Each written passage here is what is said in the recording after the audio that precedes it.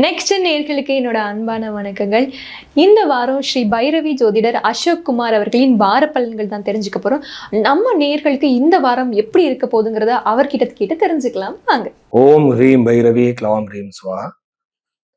இந்த ராசி பலத்துக்கு போறதுக்கு முன்னாடி சில விஷயங்களை நாம பார்க்கலாம். அது பாருங்க, எத்தனை பேருக்கு இப்ப ஒரே ராசியில பிறந்திருப்பாங்க, ஒரே டேட்ல பிறந்திருப்பாங்க, ஒரே நட்சத்திரத்துல பிறந்திருப்பாங்க. அப்படின்னா எல்லாரோட ஃபியூச்சரை ஒரே மாதிரி இருக்குமா? கண்டிப்பா இல்லை. எதுக்கு?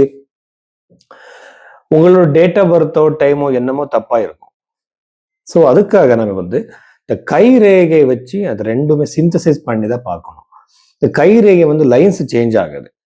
பாருங்க, மேஜர் லைன்ஸ் சொல்லுவாங்க, மைனர் லைன்ஸ் சொல்லுவாங்க, சின்ன சின்ன ரேகைகள் எல்லாம் இருக்கு. இப்போ உங்க ஜாதகத்துல ராஜயோகம் இருக்குன்னு பாருங்க, கஜகேசரி யோகம் இருக்கும் பாருங்க. அது கையில எப்படி இருக்கு? இப்ப கஜகேசரி யோகம்னா ஜூபிட்டர் குரு கிரகம் சந்திரன் சேர்ந்து இருக்கிற ஒரு யோகம். அது இந்த கைரேகையில எந்த டைம் பீரியட்ல இதாயிருக்கு. இப்போ ஆர்ஜி ராவ் அவர்களோட ஒரு கான்ட்ரிபியூஷன் நாடி ஜோதிடத்துக்கு நிறைய இருக்கு. சிஎஸ் பட்டேல் அவர்கள் கூட நிறைய புத்தகங்கள் எழுதியிருக்காங்க. ஆர்ஜி ராவ் அவர்களோட அவர் எழுதியிருக்கிற அந்த புத்தகத்துல அவரோட ரிசர்ச்னால இந்த கைரேகை வச்சு நம்ம ஜாதகம் ரெண்டுமே வச்சு நிறைய விஷயங்களை பத்தி சொல்லலாம்.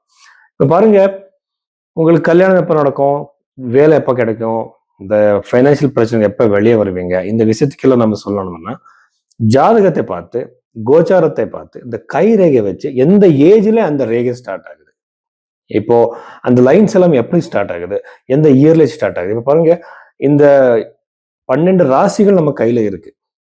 ஸோ அது வச்சு எப்படி சொல்றது, ரெண்டுமே மேட்ச் பண்ணி தான் சொல்லணும். அப்படி உங்க ஜாதகத்தை பார்க்கறதுக்காக இதுக்கு நிறைய பேரோட டைமும் டேட்டும் சரியா இருக்காது. ரெண்டுமே சேர்த்து ரெண்டுமே சிந்தசைஸ் பண்ணி பார்க்கறதுக்காக நீங்க பைரவி ஆஸ்ட்ரோல உங்க கன்சல்டேஷன் நீங்க புக் பண்ண. தனுசு ராசி 2026 மே 24க்கு அப்புறம் இந்த தனுசு ராசியில பிறந்தவருக்கு என்னென்ன விஷயங்கள் இருக்கு பார்க்கலாம். ராசியிலிருந்து டைரக்டா சப்தம பாவத்துல இருக்கிற குரு சுக்ரன், ரெண்டு கிரகங்களுமே சுப கிரகங்கள் தான். இது நம்ம ஈஸியா சொல்ல முடியும். இந்த ராசியில பிறந்தவருக்கு திருமண யோகம் அதிகமாகவே இருக்கு. என்கேஜ்மெண்ட் நடக்கலாம், திருமணம் நடக்கலாம், ரொம்ப ஈஸியா, ரொம்ப அன்எக்ஸ்பெக்டடா நடந்துடும். ஆனா அட் த சேம் டைம் நம்ம கையில லைன்ஸ் எல்லாமே அந்த ஏஜ்ல டச் ஆயிட்டு இருக்கா. இப்ப பாருங்க, 30 இயர்ஸ் ஆகுது, திருமணம் நடக்குமா என்று கேள்வி வரும்.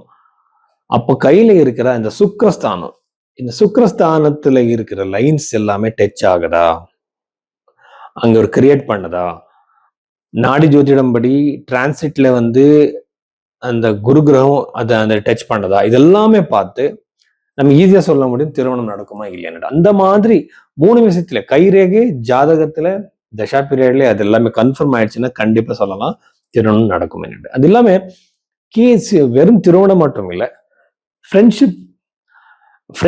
தூரமா இருப்பாங்க, அவர் ஒன்று கூடுற சான்சஸ். அதுக்கப்புறம் உங்களோடு லைஃப் பார்ட்னர்ஸ்களுக்கு முன்னேற்றம், அவர் ஜாப்ல இருக்கிற பிரச்சனை, அவர்கிட்ட பண் பிரச்சனை எல்லாமே சரியாகிடும்.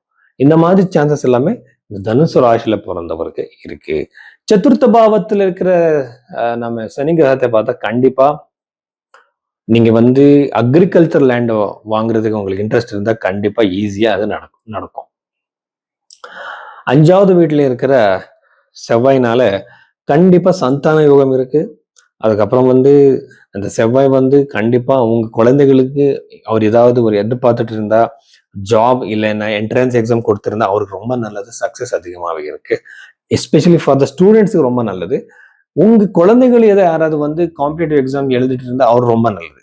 6வது வீட்டில் இருக்கிற சூரியனால நிறைய பேருக்கு லீகல் பிரச்சனை வர சான்சஸ் இருக்கு இந்த தனுசு ராசியில பிறந்தவருக்கு. எஸ்பெஷலி பணத்துக்கு சம்பந்தப்பட்ட இஷ்யூஸ், எப்படி செக் பவுன்ஸ் மாதிரி இந்த மாதிரி விஷயம் இருக்கும், அதை சால்வ் பண்ணிக்கோங்க. அந்த மாதிரி சான்சஸ் எல்லாமே தனுசு ராசியில பிறந்தவருக்கு இருக்கு.